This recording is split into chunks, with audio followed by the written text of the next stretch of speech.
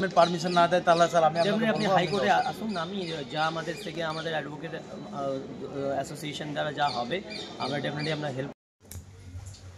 নমস্কার, আমি তোমাদের Chiranjit sir, target 100 government jobs YouTube চ্যানেলে তোমাদের সকলকে স্বাগত জানাই। প্রত্যেকজন স্টুডেন্টকে ভিডিওটা না কেটে দেখতে বলবো এবং তোমাদের জন্য একটা খুব ভালো সুখবর আজকে দেওয়ার চেষ্টা করছি এবং তোমাদের জন্য একটা বড় পদক্ষেপও নিয়েছি।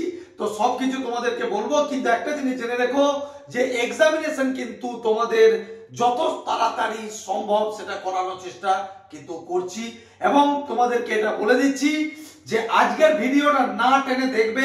আজকে বেশ কিছু কথা তোমাদের সামনে বলবো এবং তার প্রুফ সমেত কিন্তু তোমাদের সামনে দেখাবো। ঠিক আছে, ওবিসি কেস দিয়ে ছাত্রছাত্রীদের জন্য একটা সুখবর আসতে চলেছে। ঠিক আছে, সুপ্রিম কোর্টের লয়ার কি বলছেন সরাসরি তোমাদেরকে দেখাবো। হ্যাঁ, এই বিষয়ে বলছি। তারপরে যে আগামী হিয়ারিং ডেটের পরে একটা ভালো খবর হতে পারে। ঠিক আছে, এবং হাইকোর্টের পারমিশন নিয়ে পিআরবি চেয়ারম্যানের সাথে দেখা করব। তো এইটুকু তোমাদেরকে বলছি। আগে তোমরা দেখেছো যে পিআরবি চেয়ারম্যানের সঙ্গে কিন্তু যে দেখা করা সম্ভব হয়নি বা এখানে দেখা করতে দেওয়া হয়নি। তো যাই হোক, তো হাইকোর্টের যদি পারমিশন থাকে দেখবো কে আটকায়। তো যাই হোক, এই বিষয়গুলো সব কটা তোমাদের সামনে ক্লিয়ার করে বলবো। একটু ভিডিওটা শেয়ার করো।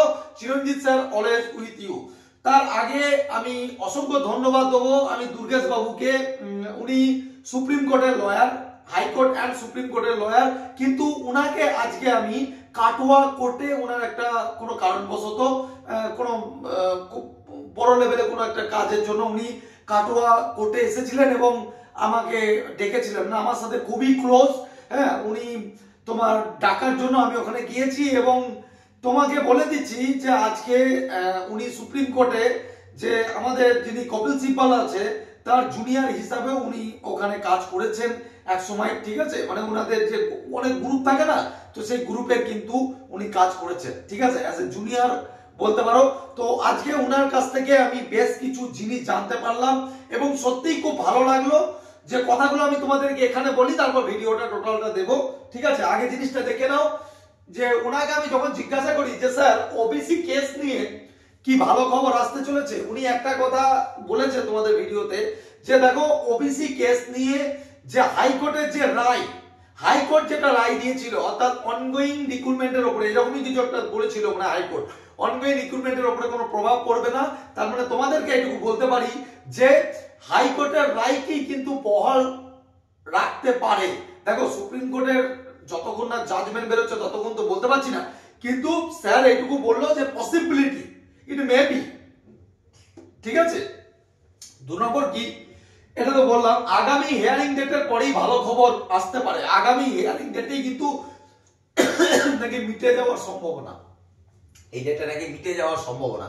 তো তোমাদেরকে আমি এটুকু বলছি যে এখনো পর্যন্ত যারা ভাবছো যে চিরঞ্জিত স্যারের, দেখো একটা জিনিস বলি, আমি কিন্তু ছাত্রদের পাশে সবসময় নিঃস্বার্থ ভাবে থাকার চেষ্টা করি। কখনো আমি এটা ভাবি না যে আমি টিচার, আমি দুটো পয়সা নিয়ে পড়াই। দেখো বাবা, পেটের তাগিদে পৃথিবীর সবাই ইনকামের জন্য দৌড়ায়, আমার তো প্রফেশনাল টিচিং করানো, কিন্তু তার সাথে আমি সবসময় চেষ্টা করি আমার ছাত্রছাত্রী এবং আমার সাবস্ক্রাইবার যারা আমাকে ভালোবাসে, যারা বিশ্বাস করে, সব সময় সঠিক ইনফরমেশন সকলের সামনে আমি তুলে ধরা। ঠিক আছে, এবং তোমাদেরকে আজকে বলি যে আজকে আমার একটা বড় পদক্ষেপ।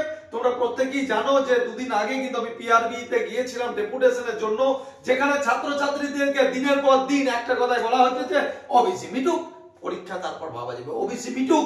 তো এই দিক থেকে এই জন্যই স্যারের সঙ্গে আমি কথাটা বলেছি, স্যার ওবিসি মেটার কোনো পসিবিলিটি রয়েছে? তো স্যার বলেছে হ্যাঁ ওবিসি মেটার পসিবিলিটি রয়েছে এবং খুব মানে একটা বলতে পারো এটা খুব বড় একটা চান্স। যেহেতু ধরো অবনী ঘোষের কেসটা খারিজ হয়েছে, তাই হাইকোর্টের যে রায়টা সেটাই কিন্তু রেখে দেওয়ার কিন্তু একটা পসিবিলিটি রয়েছে। আই রিপিট এগেন, পসিবিলিটি রয়েছে। স্যার কিন্তু এটাই বলেছে, কারণ রায় দেখো জাজমেন্ট না বেরোলে কেউ বলতে পারে না, কিন্তু এটা পসিবিলিটি, কারণ ওনারা তো এইসব ডিপার্টমেন্টে কাজ করে। তো যে সমস্ত ওখানে যেখানে কাজ হয় সুপ্রিম কোর্টে সরাসরি যেখানে কেস ওঠে সেখানে সবাই ওনাদের সাথে খুব ভালো পরিচয় এবং উনি সঠিক খবরটা নিয়ে বললো যে পসিবল ওই দিকেই যাচ্ছে, যাতে সুপ্রিম কোর্টের পরবর্তীতে যেটা হাইকোর্ট দিয়েছে সেটা হয়তো বহাল রাখলেও রাখতে পারে, বাকিটা তো তাদের নিজস্ব দায়িত্ব। সুপ্রিম কোর্ট মহামান্য সুপ্রিম কোর্ট, সেখানে ওনারা যা জাজমেন্ট দেবে সেটা আমাদের একান্তভাবে কাম্য, মানে আমরা ওর বাইরে কিছু যেতে পারি না, ঠিক আছে, কিন্তু পসিবিলিটি আমরা রাখতে পারি যে ওটা যাবে। এবার তোমাদেরকে একটা কথা বলি যে আমি উনাকে একটা প্রশ্ন করেছিলাম যে স্যার পিআরবি চেয়ারম্যান আমাদেরকে কি, আমি তো ক্যান্ডিডেট না, তাহলে আমি যদি মনে করি যে আমি একজন টিচার হিসাবে বা আমি একজন গার্জিয়ান হিসাবে আমি কখনো পিআরবি চেয়ারম্যানে গিয়ে ওখানে গিয়ে কি আমি হাজার হাজার ছাত্রছাত্রীদের গার্জিয়ান হিসাবে আমি কি ওখানে ওনার সাথে দেখা করতে পারবো না? তো ডেফিনেটলি স্যার কিন্তু একটা কথা বলেছে যে কোনো বিধান বিধিতে লেখা নেই যে তুমি ওখানে দেখা করতে পারবে না, তার জন্য একটা লিগাল ওয়ে আছে, সেই লিগাল ওয়েতে আমি কিন্তু যাব। এবং আমাকে বলেছে হাইকোর্ট পুরোপুরি আমার পাশে থাকবে এবং হাইকোর্ট থেকে পারমিশন নিয়েই আমি যাব, হাইকোর্টের লেটার নিয়ে কিন্তু আমি যাব। তো চলো কথা না বাড়িয়ে আরেকটা ছোট্ট কথা, তোমরা যারা ভর্তি হচ্ছ বা যারা ভর্তি হবে, ঠিক আছে, সেটা ব্রাঞ্চ হোক চাই অনলাইনে হোক, এইটুকু তোমাদেরকে বলছি চিরঞ্জিত স্যার অলওয়েজ তোমাদের জন্য ছিল, আছে, থাকবে এবং দায়িত্ব যখন নিয়েছি সেটা পালন করব এবং তোমাদের সাকসেস আমি পাবো। তো এখনো বলছি যারা এখনো পর্যন্ত কোনোদিন ভর্তি হওনি তোমাদেরকে এইটুকু বলবো যে চিরঞ্জিত স্যার মুখে ডায়লগ বাজি দেয় না, কাজে করে দেখায়, সেটা আগে তোমরা ভালো করে দেখো, ক্লাস করো, ঠিক আছে। 200, 400, 500 এমন কিছু না, 699 টাকা ভর্তি ফি। একবার অনলাইনে ভর্তি হও, তারপর তোমার যদি মনে হয় যে খারাপ দেন আমাকে বলবে, তাহলে জুতো খেয়ে যাও, বোঝা গেল। চাকরি পাওয়ানোর দায়িত্ব নিয়ে পড়াই সকলকে। তো এইটুকু বলতে পারি, আমি এটা ভাবি না যে আজকে মানে তোমার ফাঁকি মেরে দেবো বা অনলাইন এরকম ভাবি না রে বাবা। আর যারা অফলাইন অনলাইন যেটাই পড়বি, আমাদের নতুন নাম্বার, আমি আবারও বলছি নাম্বার আমাদের কিন্তু আগে যেটা ছিল চেঞ্জ হয়েছে, সবাই কিন্তু নিয়ে রেখে দে, এই দুটো নাম্বারে হোয়াটসঅ্যাপ করবি এবং কল করবি, ঠিক আছে। আদারওয়াইজ কিন্তু ভর্তির নাম্বার বা কোনো দরকারও কিন্তু অন্য নাম্বারে ফোন করে পাবি না, শুধু এইটাই আর এইটা, ঠিক আছে। তো চলো স্যার সরাসরি কি বললো আজকে জিনিসটা দেখো, ওনাকে আমি কাটোয়া কোর্টে পেলাম। তো সত্যি এটা আমার ভাগ্যের বিষয় যে দেখো সাধারণত হাইকোর্টের লয়ার বা সুপ্রিম কোর্টের লয়ার এনাদেরকে সাধারণত কিন্তু ওই সমস্ত কোর্টেই পেতে পারি, তার আদারওয়াইজ। এবার আমাকেও যখন এর আগেও যখন আমি মানে ওনার সাথে আমি, যেহেতু তোমরা জানো আমাদের ইনস্টিটিউটে কপিরাইট আছে, তো কপিরাইটের বিষয়ে যে সমস্ত লিগাল অ্যাকশন নিয়ে আমি ওখানেই হাইকোর্ট থেকে নিই, তো ওনার সেই সোর্সের পরিচয় ওনার সাথে, ঠিক আছে। কিন্তু জিনিস এইটুকু তোমাকে বলতে পারি, আজকে অত বড় লেভেলের লোক একটা কাটোয়া কোটা, ওনাদের কোনো একটা পার্সোনাল মানে কোনো একটা ক্রিমিনাল, ওনার তো ক্রিমিনাল, তো মানে ওখানে কোনো একটা বিষয়ে কারোর কিছু একটা এখানে কেস টেস হয়েছে। এবার যারা সুপ্রিম কোর্ট বা যারা হাইকোর্টে লড়ে তারা গোটা অল ইন্ডিয়া যে কোনো জায়গায় লড়তে পারে, বুঝতে পেরেছো। তো কোনো বিষয়বস্তু মানে কেউ ডেকেছে, তো যাই হোক, হ্যাঁ আমাকে হঠাৎ করে বললো যে আচ্ছা চিরঞ্জিত তোমাদের বাড়ি মনে হয় ওখানে কাটোয়াতে বলছিলে না, যে কাটোয়া কোর্টে যাওয়ার কথা আছে, ওই জন্য কাটোয়া কোর্টে স্যারের সাথে আমি গিয়ে দেখা করেছি এবং তোমাদের এই বিষয়টা আমি কিন্তু আলোকপাত করেছি যে স্যার এই বিষয়টা আপনারা তো ওখানে থাকেন, তো এই বিষয়টা নিয়ে ছাত্রছাত্রীরা যারা ডিমোটিভেট হচ্ছে আর ডিমোটিভেট হয়ে না, স্যারের ভিডিওটা দেখো, লাইক কিন্তু একটা অবশ্যই চাই সকলে। আর তোমাদের জন্য আমি আবারও যাব পিআরবি চেয়ারম্যানের কাছে, ডেট আমরা হাসিল করব, ডেট আমরা জেনে আসবো, ঠিক আছে। এইটুকু তোমাদেরকে বলছি যে এবার যা কিছু হবে লিগাল হতে হবে, ঠিক আছে। অল দ্য বেস্ট, দেখো স্যার কি বলছেন। আমাদের মাননীয় দুর্গেশ বাবু এবং উনি হাইকোর্ট এবং সুপ্রিম কোর্ট উভয় মানে কেসেই লড়েন। তো যাই হোক, আজকে ওবিসি কেসের বিষয়ে ওনার কাছে আমি কিছু, এবং যারা ডিমোটিভেট হচ্ছে দিনের পর দিন তাদের উদ্দেশ্যে আজকে স্যার কিছু নিজে কিছু বলবেন। তো স্যার কিছু যদি বলেন। এই দেখুন, এটা যে ওবিসি রিলেটেড যে ম্যাটারটা আছে এখনও আমাদের সুপ্রিম কোর্টে পেন্ডিং পড়ে আছে। অ্যান্ড যে যারা এখন প্রিপারেশন নিচ্ছে ওদের এখন কিছু চিন্তা ভাবনা করার প্রয়োজন নেই, যেহেতু এটা একটা স্টুডেন্টদের ফিউচারের ব্যাপার আছে। তো কোর্ট যে আমাদের আইনজীবীরা আছেন ওনারা ওদের ফেভারেই অর্ডারটা হবে, মানে হাইকোর্টে যেটা দিয়েছে সেইটাই ওই অ্যাজ ইট ইজ। আমাদের যে হাইকোর্টে যে বিচারটা হয়েছে ওই বিচারটাই আমাদের সুপ্রিম কোর্টেও মানে বলা হয়েছে কি ওই বিচারটাই অথেন্টিকেট আছে, এর মধ্যে আর ফার্দার কোনো ডেভিয়েশন হবে না। আর যেটুকু আমরা যে আমাদের যে আন্ডারস্ট্যান্ডিং আছে, যে আমাদের জুডিশিয়াল মাইন্ড আমাদের যে অ্যাপ্লাই করে মানে ভাবছি আমরা, চিন্তাভাবনা আছে আমাদের, ওটা কোনোদিন মানে স্টুডেন্টদের ফিউচার নিয়ে কোনোদিনও হবে না। আর স্যার আরেকটা প্রশ্ন আপনার কাছে, আমি গত একদিন আগে আমি পিআরবি গিয়েছিলাম, পুলিশ রিক্রুটমেন্ট বোর্ডে।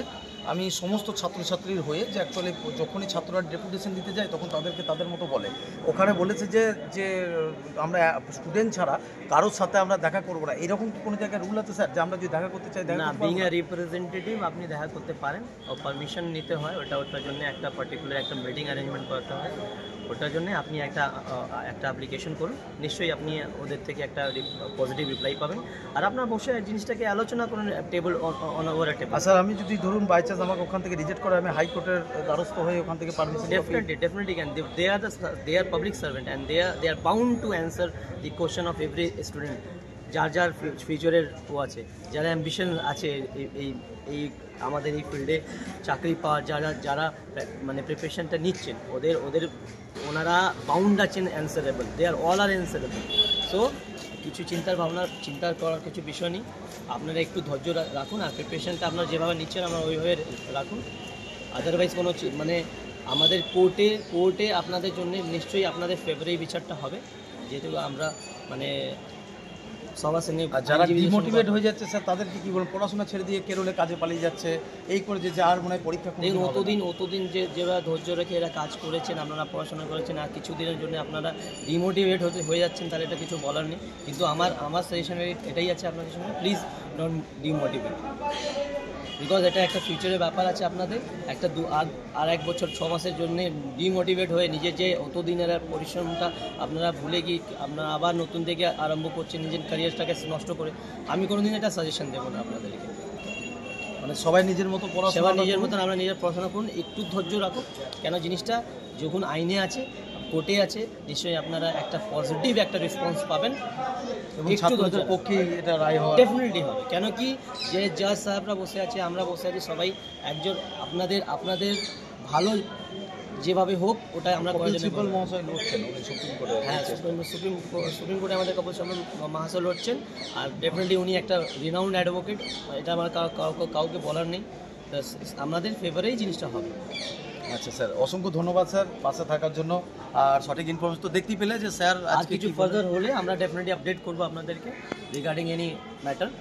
আর কোনো স্যার যদি চেয়ারম্যান পারমিশন না দেয় তাহলে স্যার আপনি হাইকোর্টে আসুন, আমি যা আমাদের থেকে আমাদের অ্যাডভোকেট অ্যাসোসিয়েশন দ্বারা যা হবে আমরা ডেফিনেটলি আমরা হেল্প করবো। কি এটা একটা বিচার, ওরা অ্যাটলিস্ট একটা গাইড করুক আপনাদেরকে, কি করছে না করছে, কী করতে চাইছে না হচ্ছে, অ্যাটলিস্ট ওরা অ্যান্সারেবলও আছে, ওরা অ্যান্সার নিশ্চয়ই দেবে, দিতে বাধ্য করে। হ্যাঁ, তো সেইটাই দেখতেই পেলে। তো বাকি স্যারদের কাছে নিজের কাছে শুনলেন, একজন সুপ্রিম কোর্টের মানে উনি সুপ্রিম কোর্টের একজন লয়ার হিসেবে উনি তোমাদেরকে বলল যে পড়াশোনাটা করে যাও এবং ওবিসি কেস কিন্তু শীঘ্রতাই মিটবে, আর তোমাদের পরীক্ষাও কিন্তু হবে। যারা এরকম বলছে যে পরীক্ষা হবে না, খুব তাড়াতাড়ি পরীক্ষা ডেট পাবে, পড়াশোনা ছেড়ে দিয়ে বেরিয়ে যেও না, স্যারেরও এটাই বলছে। আর টিআরবি চেয়ারম্যান আমাদের সাথে কথা বলতে বাধ্য, বোঝা গেল, উনি অ্যান্সারেবল থাকবেন। এবং চিরঞ্জিত স্যার যেভাবেই হোক সেটা হাইকোর্টের দ্বারস্থ হয়েও পারমিশন লেটার নিয়েও গিয়েও কিন্তু আমি তোমার দেখা করে আসবো। ঠিক আছে, ভালো থেকো সকলে।